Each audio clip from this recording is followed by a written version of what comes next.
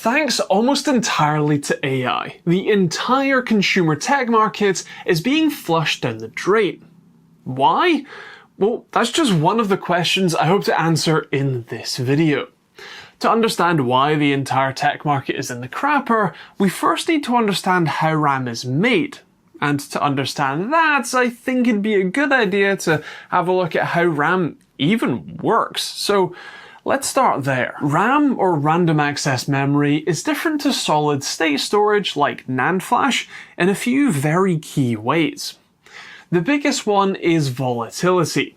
With an SSD, which is made up of NAND flash chips, you can remove the drive from one PC, leave it on a shelf for a week, and then plug it into a different computer, and all of the data that you stored on it will still be on there and accessible, making it non-volatile storage.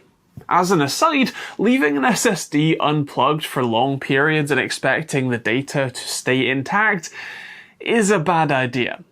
NAND flash does degrade the data over time when powered off, so keep that in mind for your throw some data on SSD and then stick it in a drawer backup solution.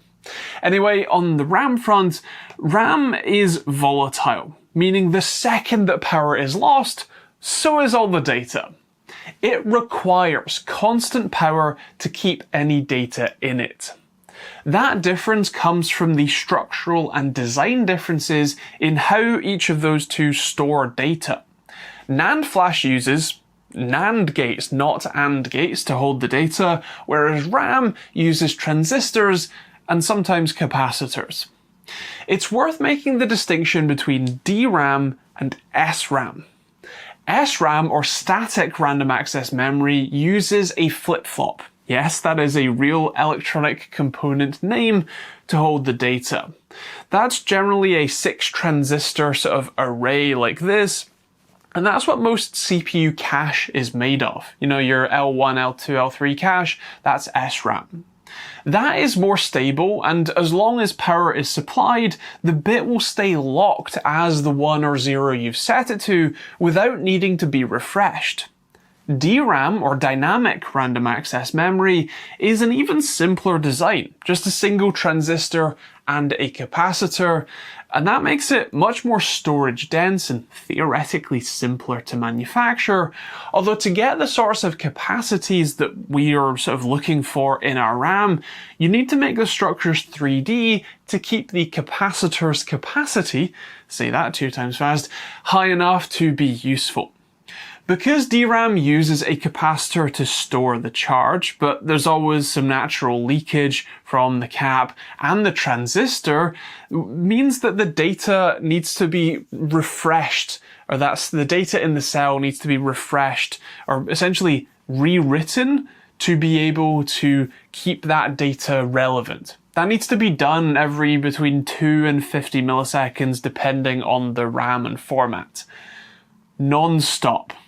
Yeah, right now your CPU is rewriting every single bit of data that's stored in your RAM hundreds of times per second. It's a lot. The RAM structure is a grid, a matrix, where you have a bit line and a word line. Basically a control line per column and per row. To store a bit in a cell, you activate the corresponding word and bit lines. It's actually remarkably complicated, and there's a whole massive section on the DRAM wiki page just about bitline designs, so just know that I'm skipping over a whole lot here. If you were wondering about ACC, or error correcting code, that uses extra bits to store parity data. And then the memory controller that's generally built into your CPU now can check, validate, and even recreate corrupt data. That's pretty cool. While we're here, it's worth pointing out the extra bits of circuitry built into the RAM chips, because the way that your CPU actually interacts with the memory modules is really just via a 64-bit bus and a clock signal. And the memory chips themselves need to be able to convert those 64-bit numbers into addresses to find out where the data that your CPU is asking for actually is within those grids, and then extract it and send it back over the bus. That is the address demultiplexer, but there's also a set of switches to control the data lines, the RAS, the row address strobe, and there's also the CAS, the column address strobe, which have to be very precise timings. Ever heard of CAS latency? Well, that's this. For context, the lower the latency, the faster you can physically enter or retrieve data. The transfer rate, the megatransfers per second speed that we often talk about, like 5600 megatransfer per second, is how many of those transfers you can do per second. It might seem like we're basically talking about the same thing here with two different numbers, or that one informs the other, but they're actually slightly different. The frequency is just how many packets of data are able to be sent per second, whereas the latency is how long it takes once you've actually requested a specific packet to be sent.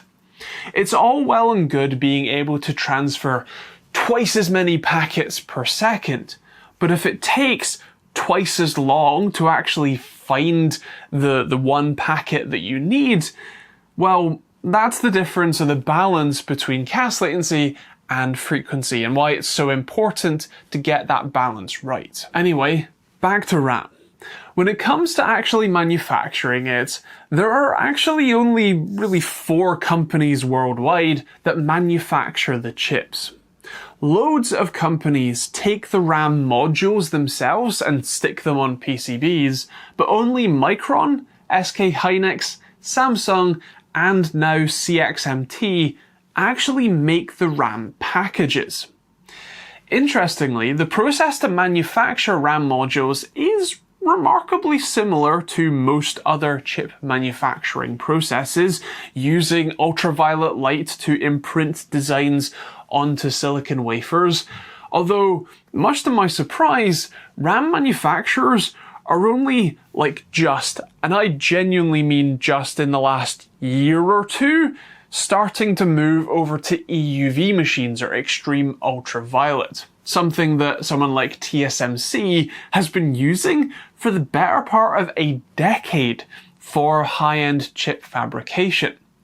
The process nodes are slightly different, I should add, because especially with DRAM or SDRAM, the focus is very much on making capacitors and not circuitry, but it's a very similar overall process. Speaking of Micron's process nodes though, their most recent 1-gamma node, DDR5 with up to 9200 megatransfers per second, uses EUV for a sub-10 nanometer class process. For context, CPUs are using 2 nanometer class process nodes now, having gone through 3, 4, 5, 6, 7, and 10 already.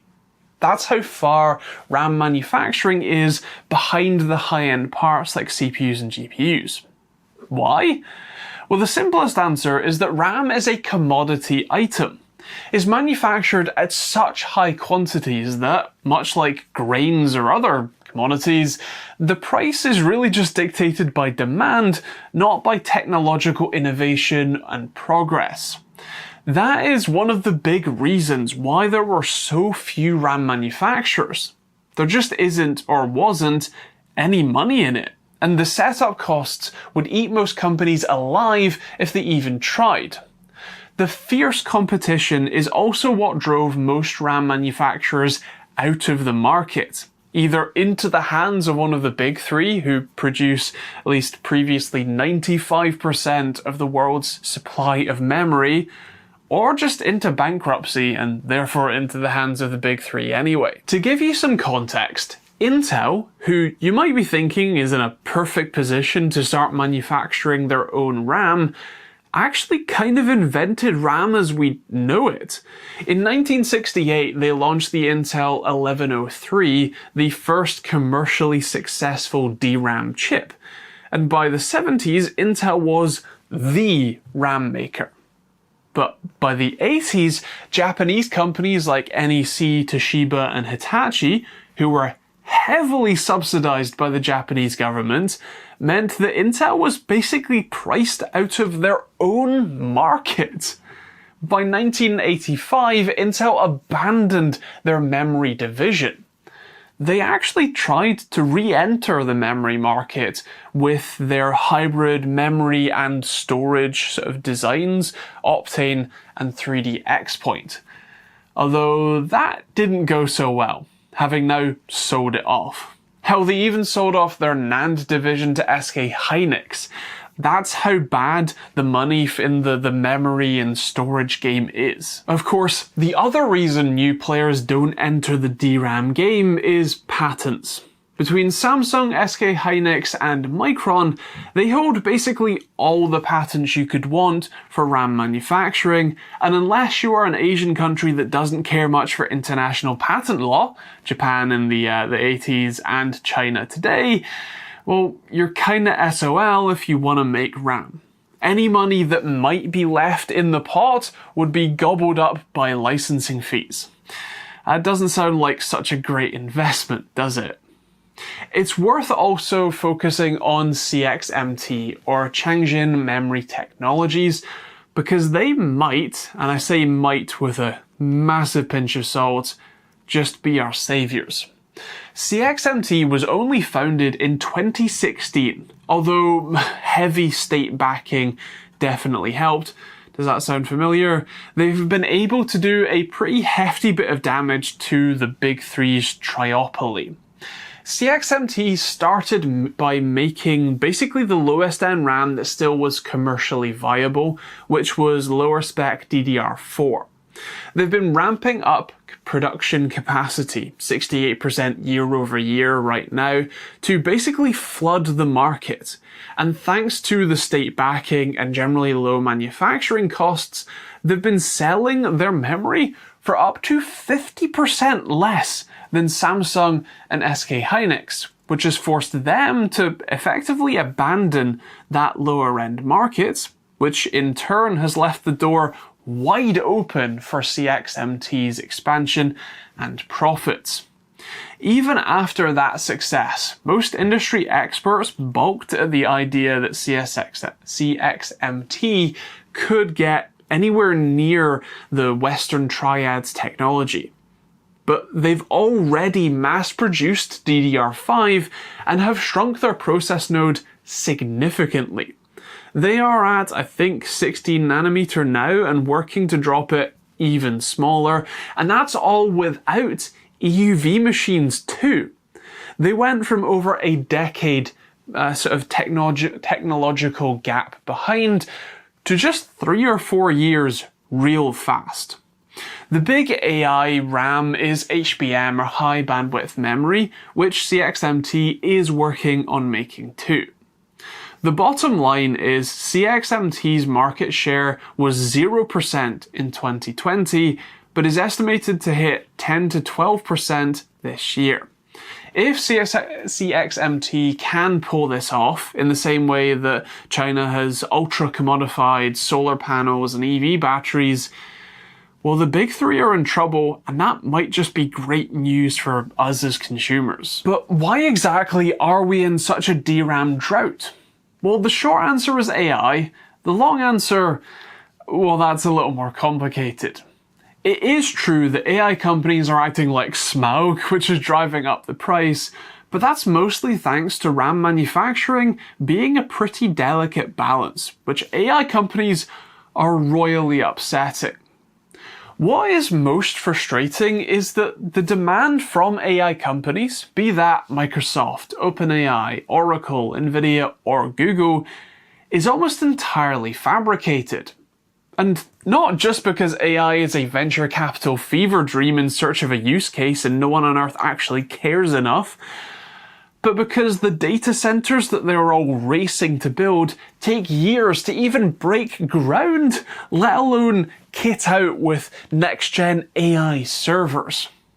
OpenAI's multi-year 40% of production orders are literally to hoard it, to stockpile it at a lower price, and literally sit on it until you might maybe have a use for it at some point in the future. It's insane. But thanks to the slim margins and high complexity manufacturing, spinning up more capacity to meet that increased demand is tricky. And it's even trickier when you realize that everyone knows it's only a temporary spike in demand. Once the AI idiots get their fill, well, the RAM manufacturers will just be busy overproducing to meet non-existent demand, and then those manufacturers will be in trouble. So they keep their production steady or slight increases, but they aren't exactly moving heaven and earth to double or triple their production capacity.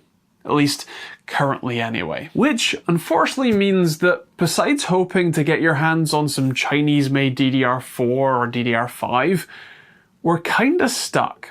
And if you can't get your hands on memory, then there isn't much point in trying to build a system, and at that point it's putting a whole drag on the entire industry. I wish there was some secret or hack I could share, but this is a supply and post-capitalism problem, not something that us individuals can control. Beyond helping to put an end to the AI craze by just not using and especially not paying for their AI stuff, there isn't much that we can do. One thing I have been mulling over is Micron's decision to take Crucial out into the back alley for a mob-style execution, because on the face of it, that doesn't make much sense. I mean, just limit production of Crucial's products for the next year or two, slow down releases. I mean, everyone else is. You don't need to announce anything, just say you're having supply issues and let stuff go out of stock for a little bit. It wouldn't stand out at all. But instead, they publicly shot themselves in the foot. Once the AI craze is over, they're gonna have to resurrect the Crucial brand and try to win back all of the favor that they have shattered with this announcement. Why? It just didn't make sense until I realized that, well, it's kinda just good business. Specifically, if Micron can be seen to be so committed to supplying the AI monsters with their memory that they cut their own profitable leg off, well, I mean, it's great for those sort of short-sighted investors who are pumping money into everything AI related. And that's great for the sort of share price, and well, it shows the true commitment that might mean OpenAI will spend an extra $1 million or 10 with Micron over SK or Samsung. And that's worth it, at least for now anyway. I must admit, I don't have the most hopeful outlook on the RAM situation, but if you have any ideas or you've seen anything, that you'd recommend, please do leave it in the comments down below. And I'll also love to hear your thoughts about the RAM craze and drought, the AI craze is what I meant to say there. All that sort of stuff in the comments down below. You can check out more videos like this one on the end cards and with the subscribe button. If you want to check out my own non-RAM surge pricing affected hardware, the open source response time and latency testing tools, head to osrtt.com, linked in the description. And otherwise, that's pretty much it. Thanks for watching, hope you enjoyed it. I'll see you on the next video.